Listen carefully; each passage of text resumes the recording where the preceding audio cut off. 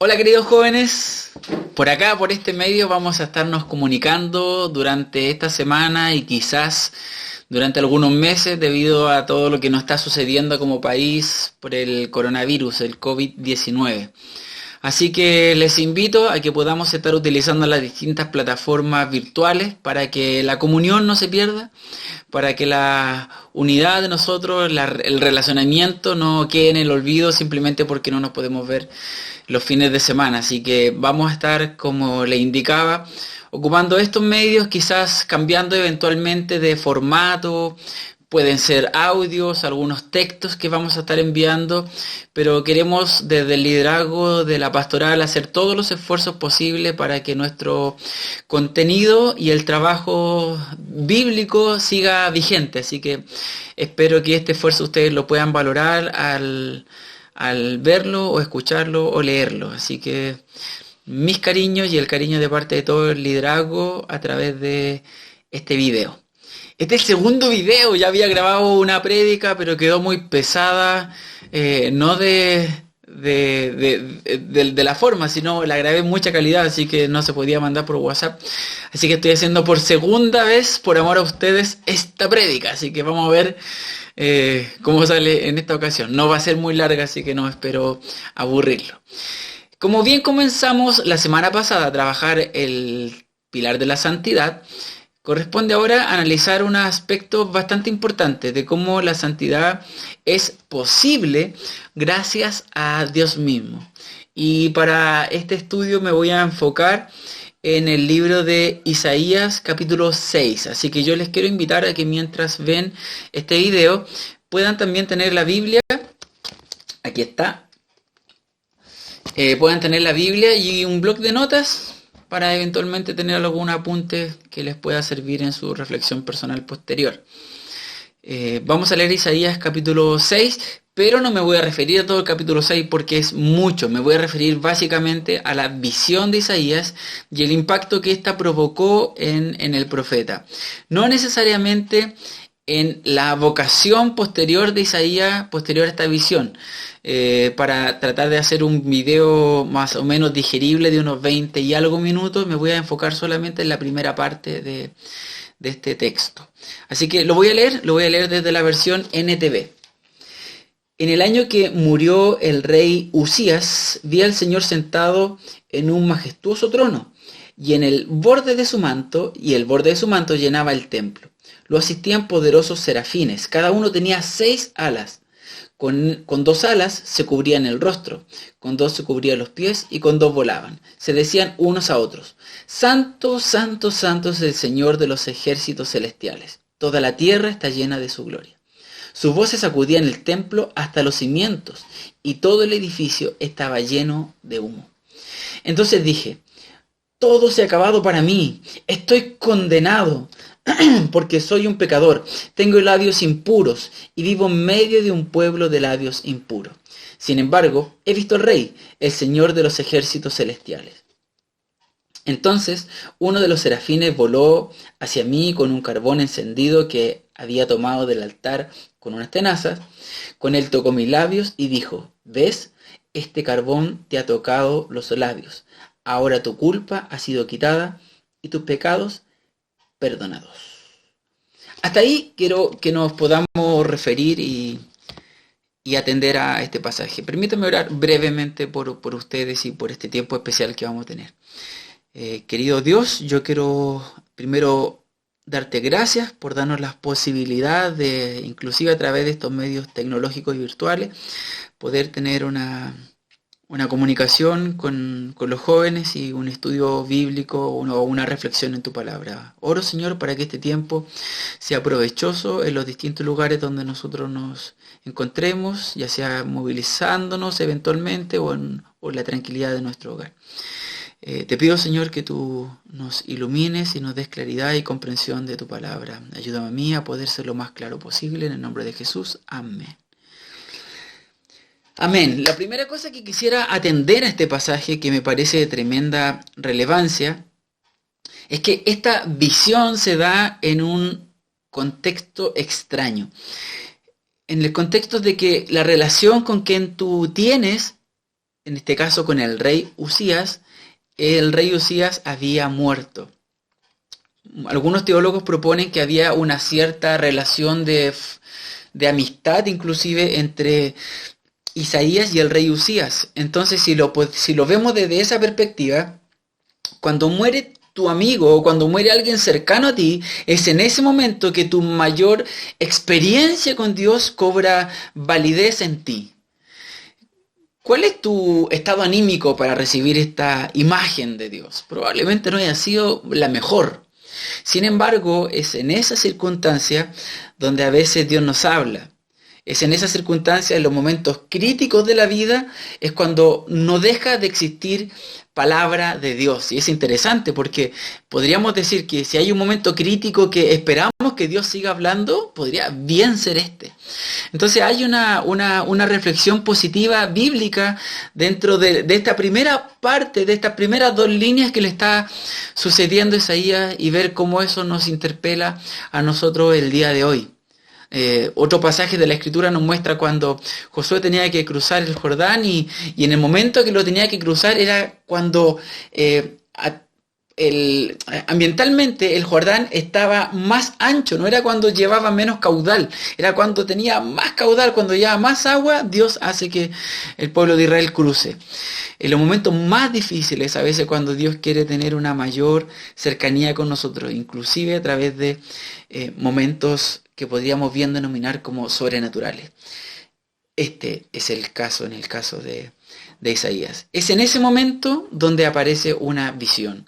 ¿Una visión de qué manera? Algunos teólogos postulan que es simplemente una visión epifánica, otros postulan que es una visión que tiene tintes de realidad. Porque cuando, por ejemplo, se habla que los cimientos, versículo 4, las voces de estos serafines sacudían el templo, sacudían. Otras versiones de la Biblia dicen que los dinteles de esa casa se movían, las partes más firmes de esa construcción se movían. Hay una canción de Juan Luis Guerra que habla de que se mueven los dinteles del templo. Y de este pasaje sale esa canción, así que hay un dato freak. Entonces, algunos postulan que esta experiencia de visión también tiene toques de realidad, como efectos 3D en la experiencia personal de Isaías. ¿Qué pasa en esta primera parte? Isaías ve esta visión y no ve directamente a Dios, pero sí ve o tiene esta relación con los serafines. ¿Quiénes son estos serafines? Son seres de rango superior. La palabra etimológica quiere decir que son personas como con fuego, personas o ángeles ardientes que tienen cierto grado de poder. Finalmente se llega a la conclusión que son seres superiores o de rango superior. Y con ellos hay esta relación y empieza a haber una especie de cántico o voces. Ellos dicen: Santo, Santo, Santo es el Señor de los ejércitos celestiales. Estos serafines tenían 6 alas, con 2 cubren el rostro, con 2 los pies y con otras 2 vuelan. Con 2 el rostro, la explicación o una de las explicaciones que hay es que no pueden ver la santidad de Dios, y este es el primer acto que nos invita a reflexionar que la santidad divina, bajo todos los términos, es distinta a la santidad humana. Es diferente, no es igual. La santidad original o genuina es producida en Dios mismo. Solo Él es santo de manera original. No ocurre otra palabra. De manera original. Las otras 2 alas dice que se cubren los pies. Varios teólogos postulan que era para cubrir, es como un eufemismo, para cubrir las zonas íntimas o las partes privadas del cuerpo. Y las otras 2 alas que muestran que son una especie de intermediario entre Dios y los seres humanos. Hay algo de explicación en este punto. No era lo que quiero llegar en el mensaje, pero creo que vale la pena detenernos ahí. Después ellos le llaman 3 veces santo al Señor. Y esas 3 veces santo, ya lo hemos dicho, yo solo he dicho otras veces, para recalcar la santidad de Dios. Algunos postulan que es para hablar de la Trinidad. No es tan claro, pero sí es más claro desde el punto de vista lingüístico que es para hablar de la relevancia o resaltar la santidad de Dios, que es elevada a esta tercera potencia. Y lo que dicen es tremendamente relevante. Dicen que el Señor de los ejércitos celestiales, toda la tierra está llena de su gloria. Toda la tierra está llena de su gloria. El Señor de los ejércitos celestiales. Esta frase se ha ocupado tanto para graficar la soberanía de Dios sobre los ejércitos, pero también, como en este caso, sobre toda la creación. Sobre toda la creación. Dios está en control y en soberanía de todo. Es muy interesante lo que empieza a suceder ahora. Hasta aquí, expresiones divinas. Pero aquí entra Isaías. ¿Y qué es lo que pasa con Isaías? Él dice, versículo 5, dice, entonces dije, todo se ha acabado para mí. Estoy condenado porque soy un pecador. ¿Cuántos dicen amén? Amén. Muchos pecadores están viendo este video. Soy un pecador, tengo labios impuros y vivo en medio de un pueblo de labios impuros. Sin embargo, he visto al Rey, el Señor de los ejércitos celestiales. Aquí una reflexión hiperrelevante. Isaías, cuando se encuentra en esta relación de decir yo me encontré con el Señor de los ejércitos celestiales, dice soy muerto, estoy muerto, estoy muerto. Isaías sabía que la santidad divina no podía tener contacto con la realidad humana, por decirlo de alguna manera. Y sabía que cuando eso sucedía, habían precedentes que quien tenía esta relación moría. ¿Recuerdan ustedes uno de los pasajes bíblicos en 2 Samuel, capítulo 6, versículo 7? Que una persona que se llamaba Usa, que no me entendí la letra. Usa tocó el arca del pacto para que no se cayera el barro y por hacer un buen acto, no contó como buen acto, sino que murió. Lo hipersanto lo tocó y murió. Isaías sabía que esto era así. Tuvo una reacción totalmente contraria y distinta a la que nosotros tenemos los sábados de la noche, por ejemplo. Los sábados de la noche sentimos que estamos delante de la presencia del Señor y no nos pasa nada. Al contrario, nos sentimos que estamos bien, que estamos en paz, tranquilos, y ojalá haya más presencia de Dios en ese lugar para disfrutarla. Es más, eventualmente a alguien le podrá dar lo mismo y estará comiendo chicle mientras se canta o pensando por qué le será o no estando de cuerpo y alma ahí, sino solo su cuerpo, en fin. Pero lo que le sucede a Isaías es totalmente lo contrario. Isaías reconoce que está delante de Dios y eso no merece nada menos que la muerte. Sin embargo, cuando está en esta tétrica reflexión, hay un serafín que viene y le ayuda. Pero antes que pasemos a serafín, quiero detenerme en el versículo 5, al final. Fíjense, a mí me causó curiosidad, soy un hombre muy curioso, curiosidad de ver cómo Isaías se refiere al Señor. Recuerden que los ángeles dicen, el Señor de los ejércitos celestiales. Pero cuando Isaías se refiere a este Señor, él dice al Rey, el Señor de los ejércitos celestiales. ¿Qué es diferente? La palabra Rey. Isaías no solo reconoce esta autoridad de Dios en el mundo o sobre todo, sino que reconoce la autoridad sobre él. Hay un reconocimiento personal e individual. Isaías estaba bajo un reinado, ya no estaba el rey Usías, seguía en sucesión su hijo, el rey Ahaz. Pero lo primero que hace delante de Dios es decir, yo estoy bajo un reinado, pero a quien reconozco como mi Dios soberano, eres tú, el Señor de los ejércitos celestiales. ¡Wow! A mí me tapó eso. Porque a veces es fácil ver a Dios como el Dios de la creación, el Dios hiperpoderoso de todo. pero realmente lo vemos como mi Dios personal, como mi Rey, como mi gobernante. Podemos orar con plena tranquilidad al Padre Nuestro y decir, hágase tu voluntad.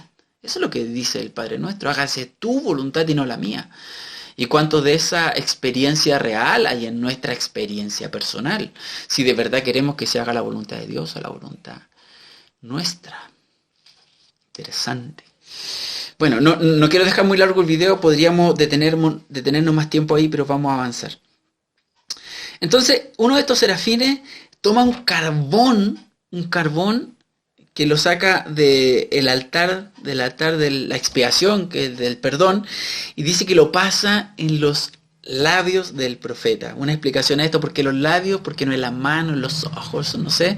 Porque él era profeta y su ministerio, su vocación futura era hablar y hablar de Dios, entonces su boca tenía que estar limpia. Cuando nos veamos vamos a llevar un carbón ardiente para aquellos que necesiten limpieza. No, es una broma, pero no es mala idea. No es mala idea.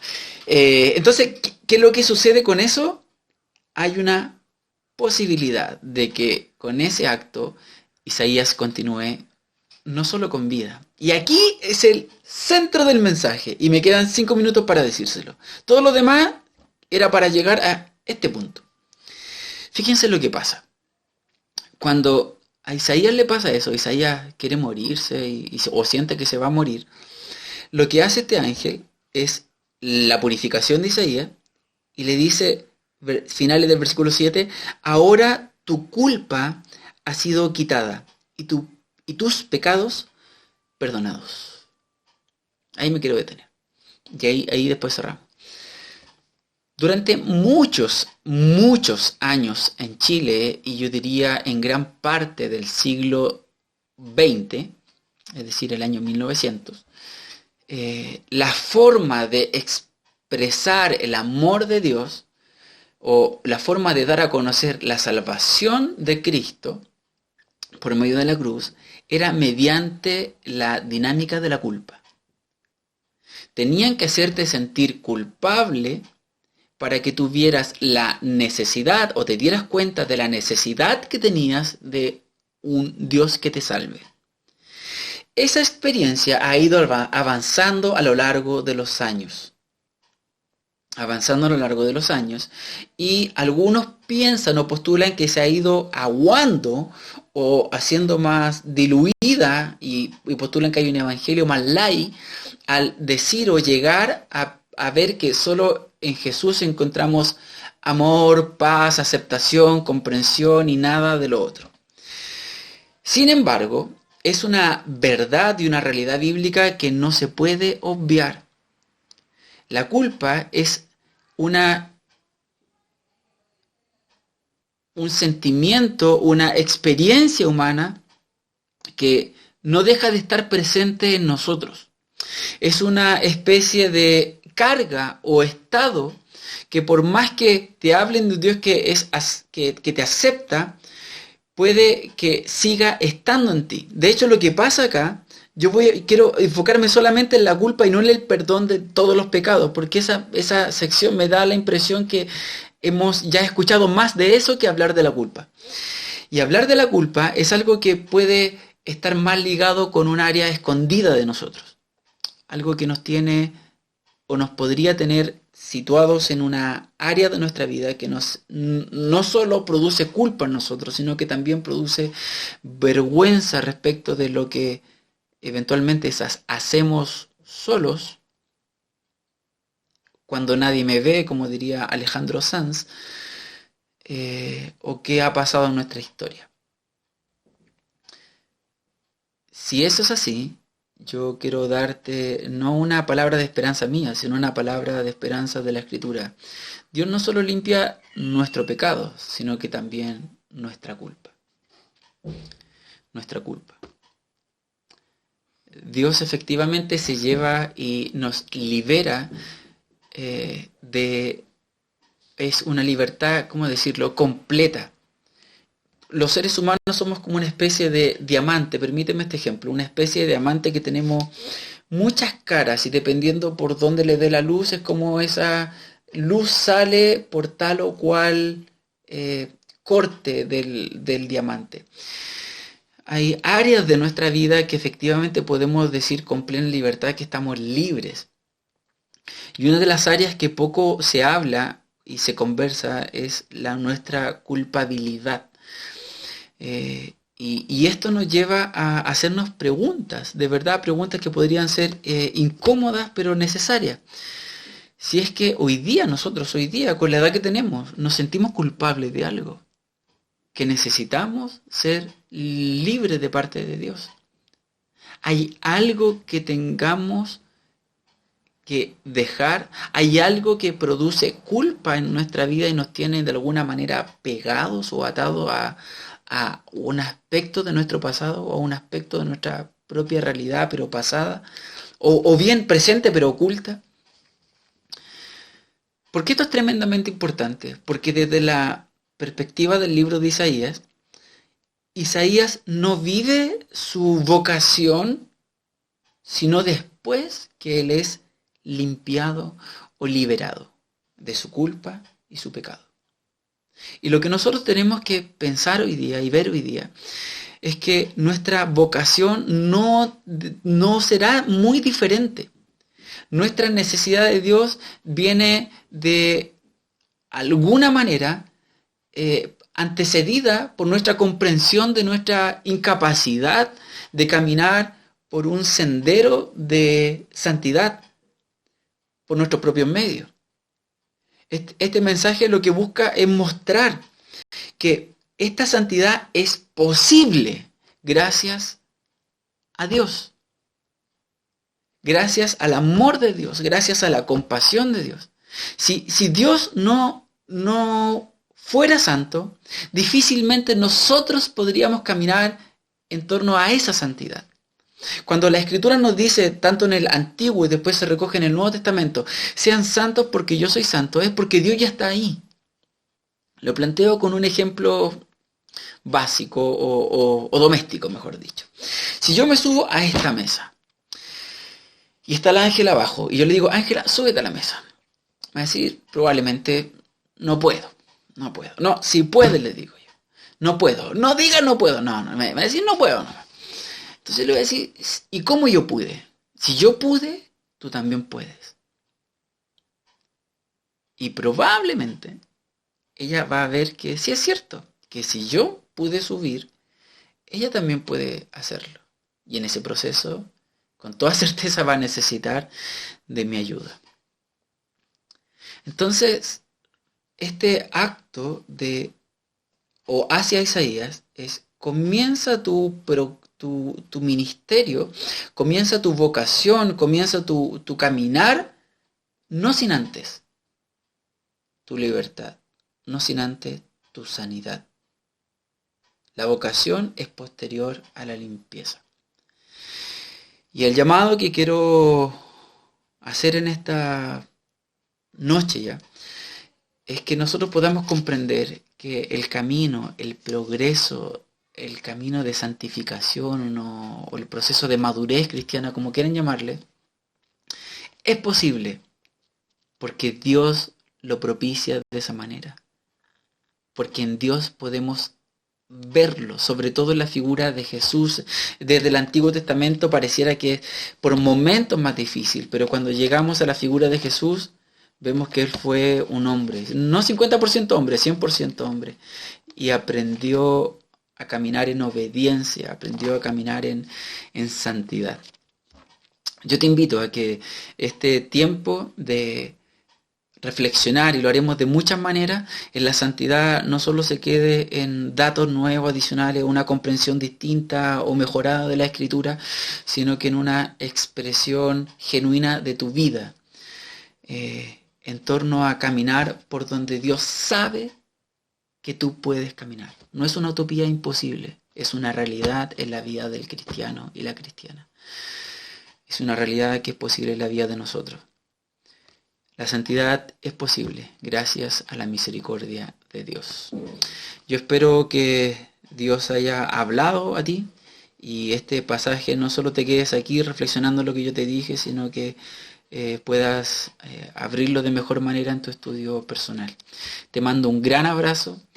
Les quiero un montón, nos vamos a extrañar, yo les voy a extrañar mucho también junto a mi familia y espero que prontamente nos podamos ver. Sigamos orando por nuestra iglesia, pues por todos nuestros seres queridos, por el mundo entero, para que esta pandemia pronto pueda tener un control y esto no afecte de manera negativa a quienes amamos. Y no olvidemos que los que aman a Dios, todas las cosas le ayudan a bien. Entonces aprendamos a mirar la luz dentro de lo que parece ser un panorama muy oscuro. Dios sigue en control de todo. Les amo, les mando un gran abrazo. Que Dios les bendiga a todos.